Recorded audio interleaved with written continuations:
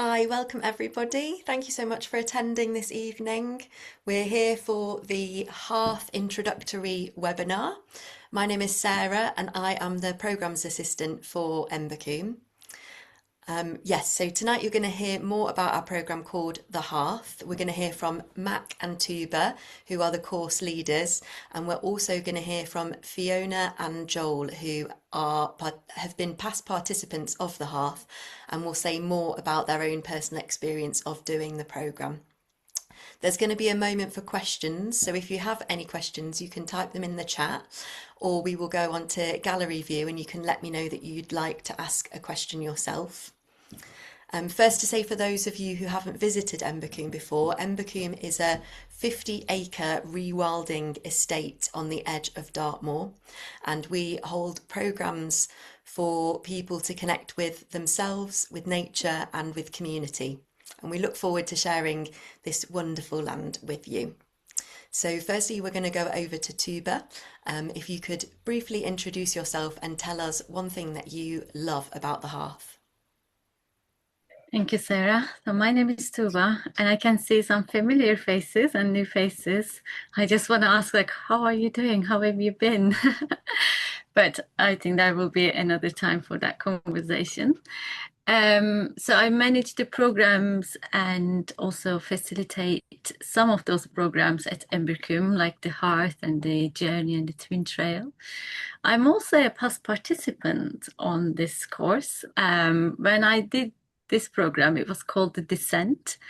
And my group came up with a name because the descent it sounded a bit daunting. So we called it Descent into Beauty because we uncovered so much beauty in so many places.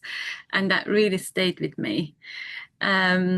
And last year's cohort also came up with a name. So it seems to be a thread on this program. Everyone comes up with a different name because they're like, there's actually another layer to this program and it should be called, Threshold or The Crossing. Anyhow, apart from this muse for me, everyone coming up with a different name for the program, another thing that makes this program very special for me is that just letting go of the measured time. Because, we're always busy. I am in the city and it's so busy. I come to the countryside, it is very busy. Embercombe is busy. Everywhere is very full. And when we're on the Hearth, it is the same for the participant and for us as the team. We let go of that measured time and we really drop in to the space and the experience. And the sense of time changes. It is the daylight, in the morning, it is, the morning light. And then we see what wants to emerge.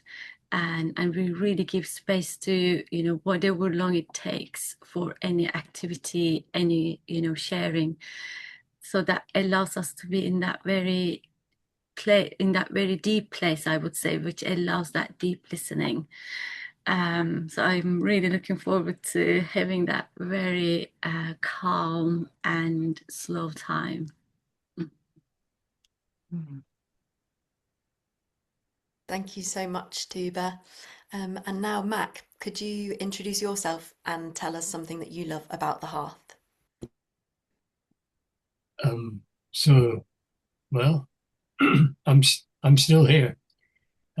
That's on planet Earth and at Embercombe, and I have been since the beginning, and I'm very happy about that. And to the degree that it's possible, I plan to be around for quite a long time going forward as well. So we'll see.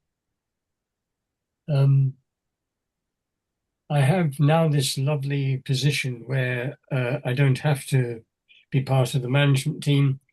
And I'm also sitting on the board of trustees, but I don't vote and I don't have the responsibilities that the trustees have. I just have to try and be Mac and do that as best I can. And that is greatly helped by having this little piece of land at the very top of Embercombe, where I've, since last March, built my new cabin that I call the Shack. And I absolutely adore it and love it, and so does Ted. And I think the visitors who've been to see me since I've been there. So the hearth is bit of a highlight in the year for me. And why, or something that I particularly love, I think it's because it's almost like walking into a room, except that this room is Embercombe's land, this upland valley, walking in and closing the door behind me somehow. And then the sort of saturation of time with friends, be they part of the team who are delivering the hearth and holding it, or indeed the participants and people who sign on to come and join the hearth, because I do feel we become a circle of dancers in a way around the themes and everything that the hearth carries about closeness to nature, closeness to life, closeness to self, closeness to others, closeness to the more than human. And then we listen, I guess. So I really love it. I love that. And then when the time comes and people are leaving, and we begin to dismantle the hearth, the ceremony ground, and the places where we've used, and untie the ribbons. That too is exquisite because it's a kind of a very tender and gentle undoing, and then stepping back into this this life and all that it brings, but with the blessing, the cloak somehow that the hearth offers. Thank you so much, Mac. And now we're going to hear from Fiona, who is the Hearth alumni. Thanks. Yes, so just listening to Tugba and Mac talking there, quite a few threads that were also things that I want to echo. And I'll start by saying that for me, I booked very quickly onto doing the Hearth after I did my journey. And something woke up in me on my journey, and I really wanted to keep that alive. So I very quickly booked onto the Hearth, and that was in July 24, so not that long ago. But it was a real, for me, sort of stepping out of my comfort zone to even go sign up to do a program like that, because as much as I'm someone who loves the outdoors and I've been camping before, and I feel like I'm very connected to the land, there was still a lot of fear around just the kit list of a tarp and a bivy bag and a knife. These are things that I didn't own myself. Um, so I was this sort of mixture of curiosity and excited about doing something different that was going to be challenging, but I certainly didn't class myself as the kind of person that was in any way feeling comfortable about going and sleeping in the woods on my own. Um, but what ended up happening was, yes, I got time to myself on my own in quiet, which felt really, really important for me as a mum and where I'm at in my life or where I was, to get to have the opportunity to just step away, step through the gates of Embercombe onto the land, but sort of deeper into the land and letting go of time in that context. It took a little while, when you sort of I could feel it sort of leaving me, but also this stepping into, I think Tuba said about the threshold of stepping into a different threshold of what felt like for me this kind of ancient like knowing in my body that it just felt like this is something that we used to do, and this is something that I really love. But it also felt, I won't lie, there were things that came up, with the fasting and being on my own. Inevitably, things are gonna come through. that wasn't in any way, for me, I think I just want to sort of be able to say that it was a combination of those things, but then the beauty of this new little village of people that I had then become part of this sort of new tribe. And I won't speak too much about obviously the content of the week, but it's that there was always the hearth fire was always burning there. So it didn't matter where you were on the land, you always knew that there was someone tending to that fire. So no matter what was coming through for me, I also felt like I was being really held by the land and by the team.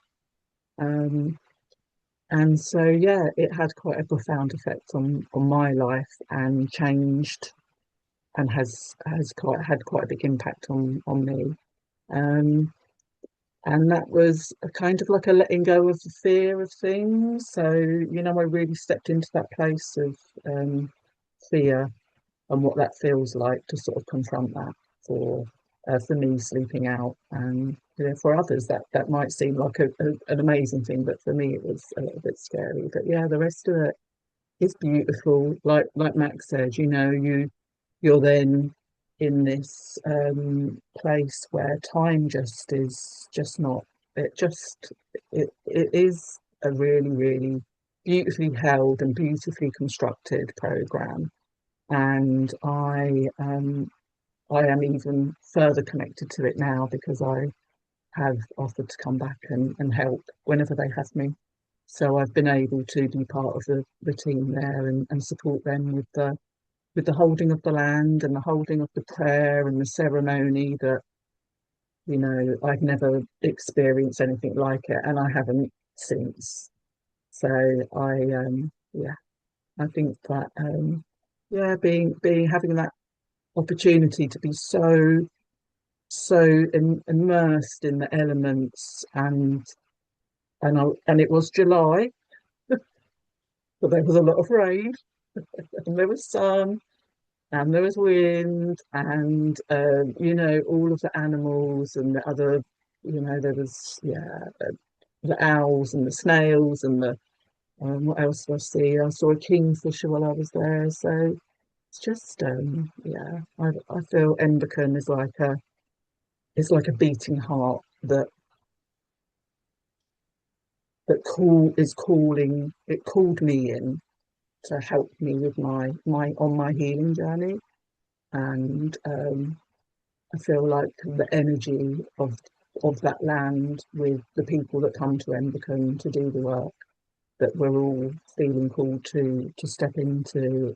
It's a really beautiful, amazing place.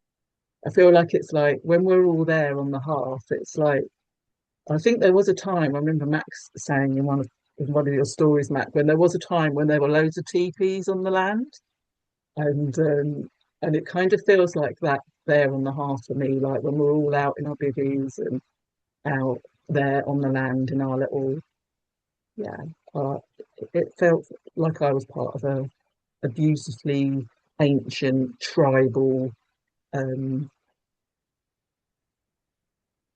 group of healers and dreamers and warriors and so yeah.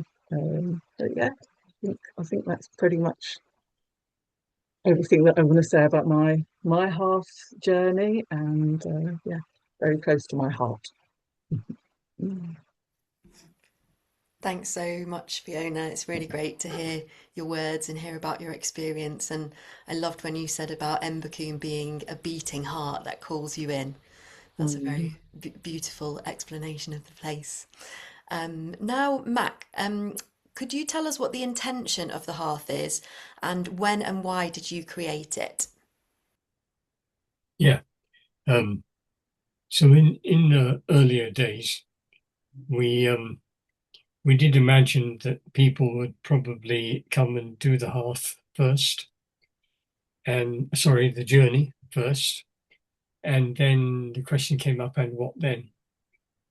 Now that isn't the case now, and I think to begin with, I was a little unsure about somebody coming for the first experience at Embercombe, coming to the Hearth or the Twin Trail without having first done the journey. I wasn't sure about it, but actually the way it's turned out, it doesn't seem to matter very much. But the original intention was that on the journey, we every day there is some time spent on the land and in closeness with nature in some way or other.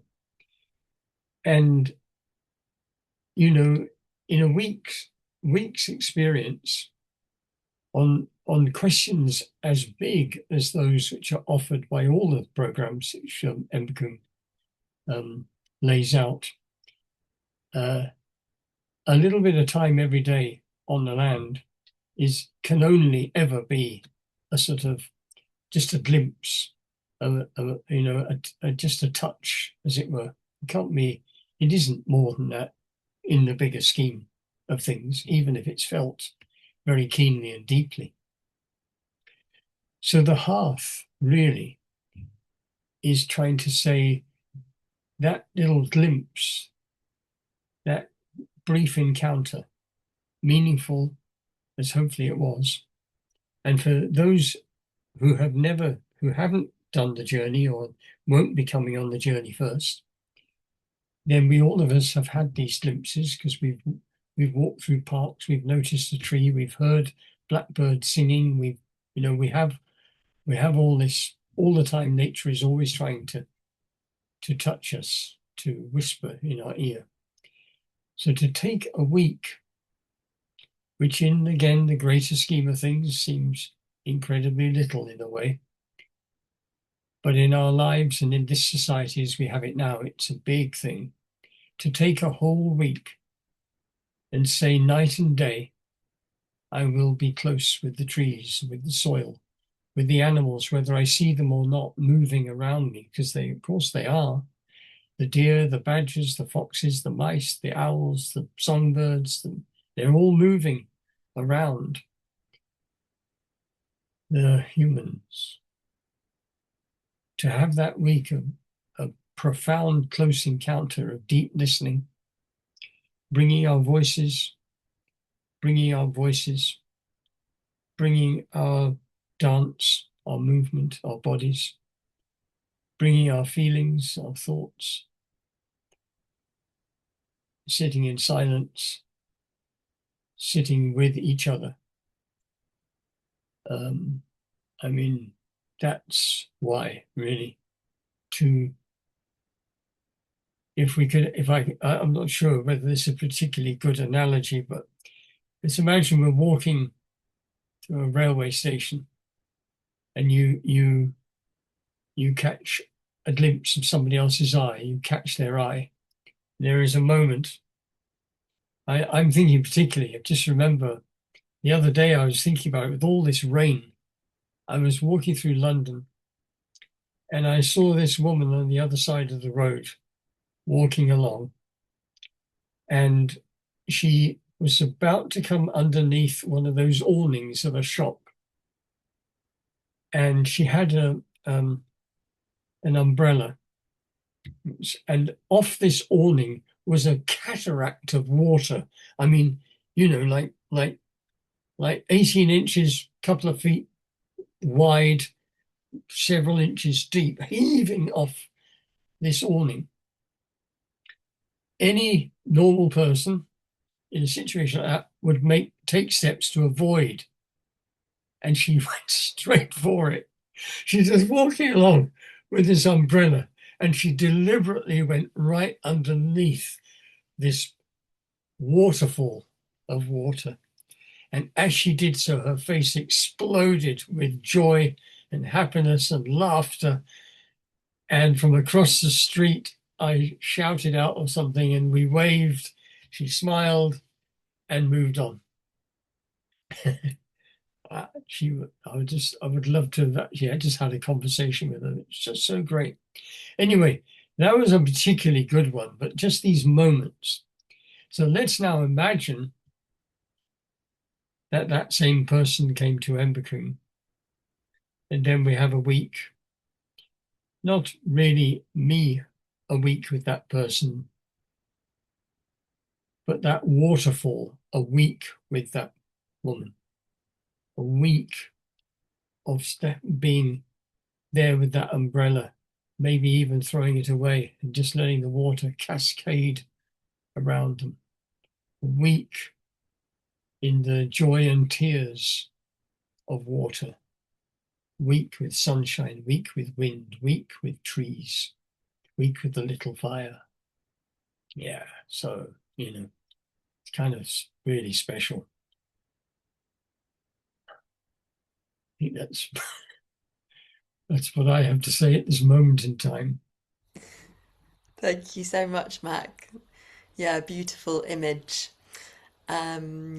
Yes, so now over to Tuba. Please, can you give us an overview of the week? I like to start with you will hear lots of stories from Mac throughout the week. So, how to start? I guess it's really good to name is we say the hearth is a ceremony within ceremony. And before you arrive, we will have already started preparing the site for you.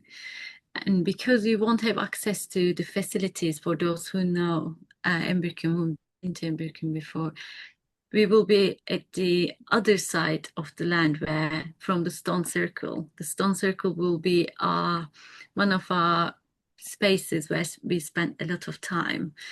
And then we will have our ceremony grounds, and there's a beautiful woodland kitchen, which we will call our bower, where we will always have the fire going, hot water, a warm hug. So we will invite you, we will welcome you there. And there will be time on the first arrival day for you to really land, start preparing for your ceremony, and also meet the team, meet the group. And then the next day will be the day for our preparation for the deeper ceremony. So we will support you with any practicalities, and you will have find your spot by then, a clearing. We call it a sweet spot or your ceremony ground. So it is a bit of a space where you will spend 3 or 4 nights. And that day, we will also have an opportunity to walk and talk with one of our team members who will tell you a bit about what's happening on the Embercombe land so that you can familiarize yourself and become more aware actually what is beyond what you can see. And then that day, towards the end of that day, we will quietly, very gently, with intention, enter our ceremony. And the next 3 days will be, it will be an experience where, when I was talking earlier, when we let go of timepiece completely, and that is where we really drop into that space. And there will be a drum beat constantly, and we will follow that rhythm. In the morning, there will be a gong or some sort of sound, and you will come down. We will meet the day with an intentional set of movements, and then you will do some voice work, and there will be breath work, there will be counsel, and then there will be some solo time, which will be an extended solo time. I mean, when we say solo, it means like there won't be humans around you, but there will be lots of other beings with you. And we will follow that rhythm, and you will drop into that space as well. And as I say, that we will see what emerges because the group brings so much. Some of the things we got the backbones, and there is room for emergence. And on one of those hearts that Mac showed up with a dead badger in his car boot because he found a roadkill and he couldn't leave it behind. And he came and asked the team, and we asked the participants. And really, that badger became such an important part of our process, the group's process. And the group decided what we would do, how we would honor and this being, so on. So we don't know what might happen. And I love this that there is that we can have that space for this experience. And on the final night, it will be a little bit different for the team because we will be preparing for your final ceremony the next morning, which I will keep as a secret because although we share the content of the heart, that particular piece feels quite important to be a bit of a surprise. But you can trust that we will welcome you in a very graceful and beautiful way for you to complete your ceremony. And that day, by lunchtime, we will be complete. But we don't want to send you just back to the world after such deep experience. So there will be time for you first to have a shower, hot shower, and have a feast and socialize if you want to, or have solo time if you prefer. And the next morning after breakfast, we will say goodbye. And there are so many layers to this experience. And one of the things that I want to mention is that sometimes when people hear about this experience, like, those 3 days, you will be fasting. Of course, if your body allows your health, we can always have a conversation about this as well. And you will be sleeping in the woods and on in a bivvy on the ground. And in some ways, this experience is a bit like walking bare feet. Initially, it feels really uncomfortable, but when you get used to it, you're like, wow, there's nothing, no barrier between you and the earth. So it is that kind of a connecting experience. And then you will be in silence, apart from those times when we meet in the council or emergencies, obviously. So when people see this and then you read the kit list and, bivy bag and this, and they come with this energy as if they're coming for a combat. It's a survivor experience. But often what I hear from the participants after the experience, how soft it was for them. It was such soft landing, and it wasn't necessarily like a big experience, but it was a very deep experience. So I just wanted to name that if you have any like anxiety around any of those things, of course, for some of you, perhaps the fasting will be very hard. And for some of you, fasting will be easy, but sleeping on your own in the woods will be hard. So there will be different challenges, but we will be always there to support you, have a conversation, and you always know that there will always be one person in our power anytime when you need something. If you just want to go and sit in silence, and someone will be available for you. And I guess the heart gives you that resilience that really helps you to build on it when you realize, wow, I can live without food for that many days. And someone said on one of the hearts, and I always repeat this, and said, what a privilege to choose not to eat. Yeah, and that really stayed with me. And I guess one more thing I want to say is initially the solo time is quite hard for some people. You're so much in your head, it is uncomfortable. And then you realize something starts happening. And you only notice this when it happens, because you start to drop into that place when you're in nature, when you're held, and allow yourself to be held by our earth. Then your nervous system calms down, and all those thoughts, and I'm sure it will come and go, but you will be able to drop into a place where you can listen more deeply what is sitting here and what is happening around you as well. So I guess this is more or less, I think I've gone a bit off script as well. I got carried away, but this is what I will say for now. Thank you, Tugba. Mac, so you've already touched upon the creation of the Hearth. Can you say more about how the Hearth is different to the other Embercombe programmes? And is there an order to do the programmes in?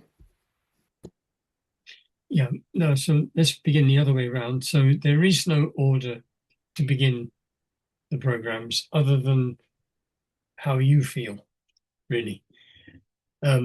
As I said, originally we did think that people would probably would do the journey, then they do the Hearth, then they might do, and it would be like a trail that you follow. But we also we changed that, and as I said, it seems to work fine, and not just fine, really good. It just has its own wisdom somehow. So how how is it different? In one way, I would say that all of the programs they're like it's like a book of life somehow.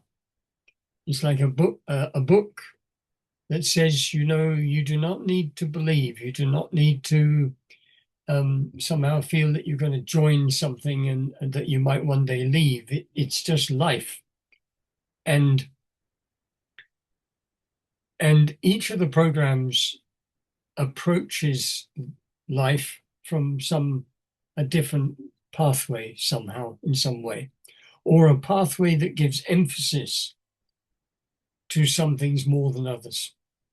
And this one gives emphasis to the direct relationship between you and life, you and nature. I believe nature and life are pretty much the same thing, really. And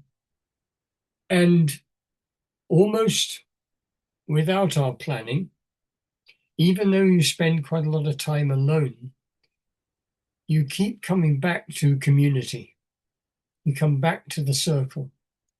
You share to the circle. You listen to others. And then you go back again. So there's this tidal effect, I would say, on the Hearth, where you're going out and coming in, going out and coming in. I feel I live a bit like that, I go to my shack. I spend a lot of time in the shack on my own with Ted, my dog, and whatever is there on that land. And then I come back to my family. My family, it's very different. It's really different, radically different, and I have time with my family, which I love. Then I go back to the shack. I'm going in and out all the time. We breathe like that, don't we? We breathe in, we breathe out, we breathe in, we breathe out. So the Hearth gives a lot of time for the silence of contemplation and deep listening and profound connection. But as always, it's up to us, because if one approached it on the basis of somehow sitting it out, then that's what it would be like. I always speak about the fasting, in the way that I was taught. It was like, do not focus on the fast. Do not think in terms of the fast. Focus on the tree, be with the tree. That's the relationship. The fast is simply a vehicle you get into that will assist that deep connection to the tree. Your body will go through changes. You will change. Particularly, I think the absence of carbohydrates will affect you. You'll begin to feel weaker at first, and your senses will heighten, and you won't find thinking quite as easy as you did before, and all those things happen. And around that third, fourth day, it reaches, I think, a very special place. But I really feel very strongly to not focus on the fast, focus on the reason for attending the Hearth, the conversation with life. And the irony of it is that if you carried on fasting for 6 or 7 days and more, you would suddenly come out of a bubble and have a huge amount of energy. At least that's my experience. And so in some ways, doing 3-4 days, you're just going through the tough bit. But the tough bit is always infinitely less tough if you don't give your attention to the absence of food, but give your attention to the presence of trees, of moss, of breath, of wind, of birdsong, of community. Then wonderful things can happen.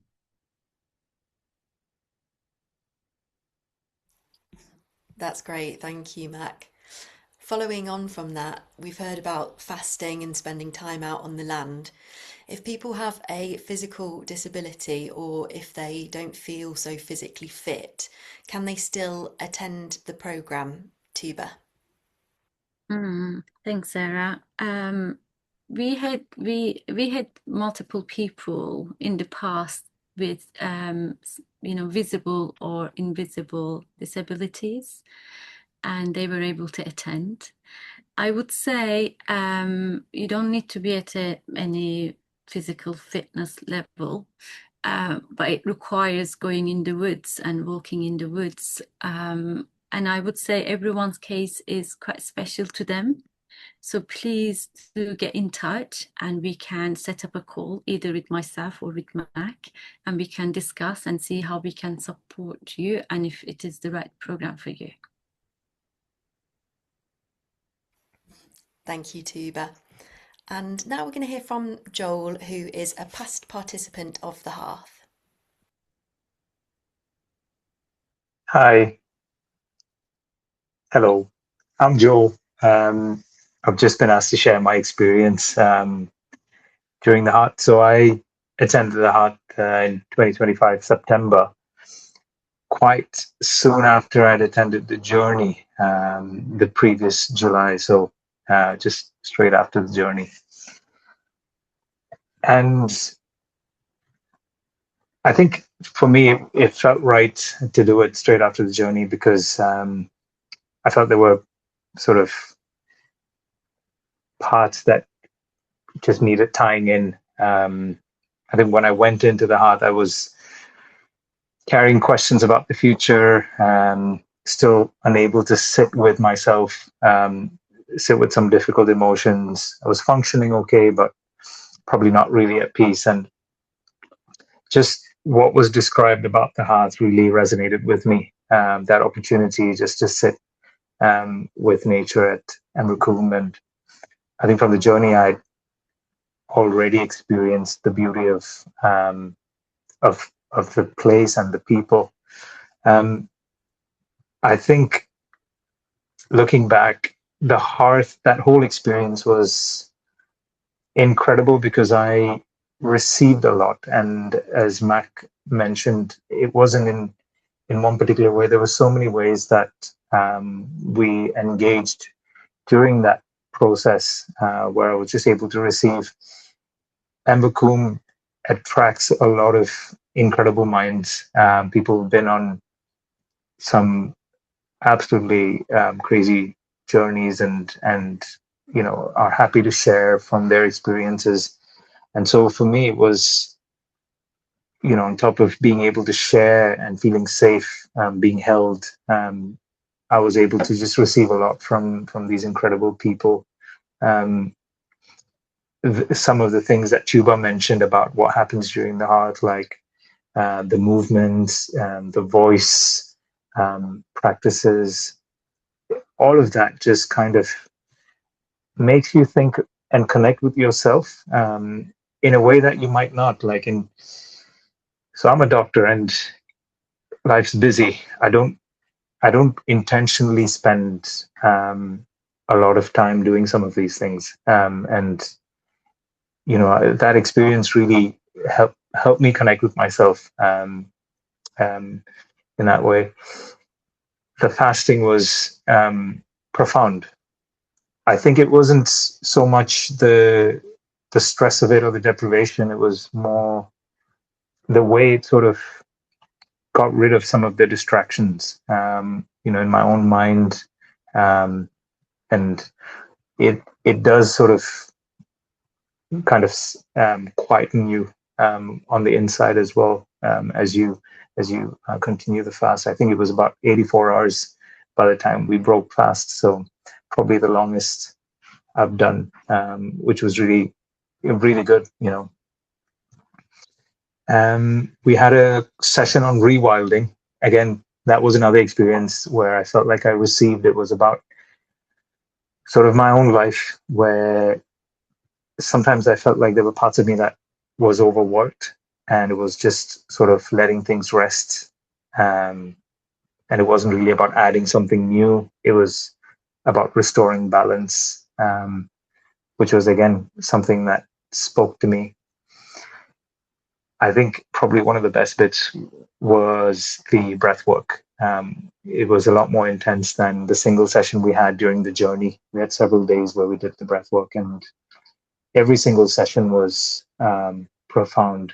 You know, if you've ever done breath work with Tugba, I don't think you'll have left the same at the end of the session. So yeah, I think to summarize, I came one way, and you know, I wouldn't say like, you know, everything changed and, you know, my life was like I didn't have any more problems in life. I think I'd received a lot, and felt a lot lighter, felt a lot more equipped to go back to my my life.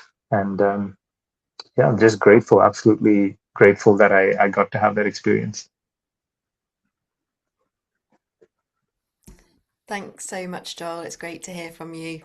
And yeah, really good to hear about the receiving and connecting with yourself and with the land and with all the other participants on your hearth. So I'm going to post some links in the chat now. And this is a link to our website where you can find out more information about the Hearth. You can book the Hearth. There's also some information there about our bursary places, which you can apply for. And also to say, if you have any further questions after the Zoom, you're very, very welcome to email us on support@embercombe.org. We will send a follow-up email after this recording. After we've edited the recording, we can send it out to you all so you can watch it again if you feel called to do so.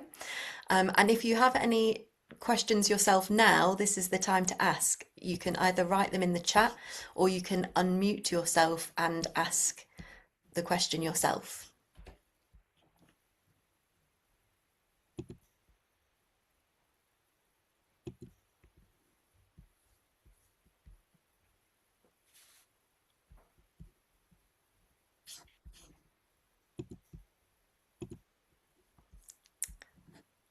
The group size changes. We had a group of 8 people. We had a group of 20 people. We run the Hearth once a year. And yeah, I'm not sure, but between the two can be anywhere. But we don't go above 20 much because we like to keep it that way due to the nature of the program.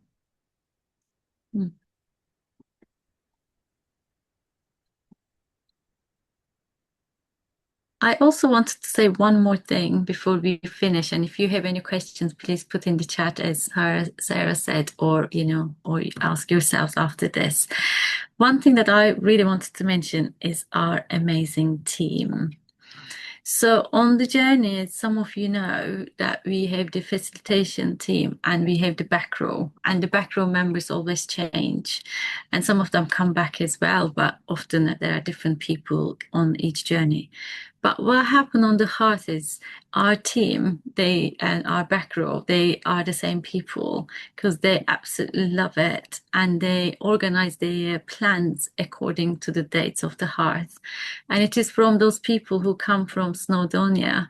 They come and cook. They did the descent many years ago when it was in Wales, and they said they would like to come and volunteer on this program, and they drive all the way, and they cook for us. They look after us. They sing when they cook as well. It's very sweet. They're a couple, And yeah, and then they leave.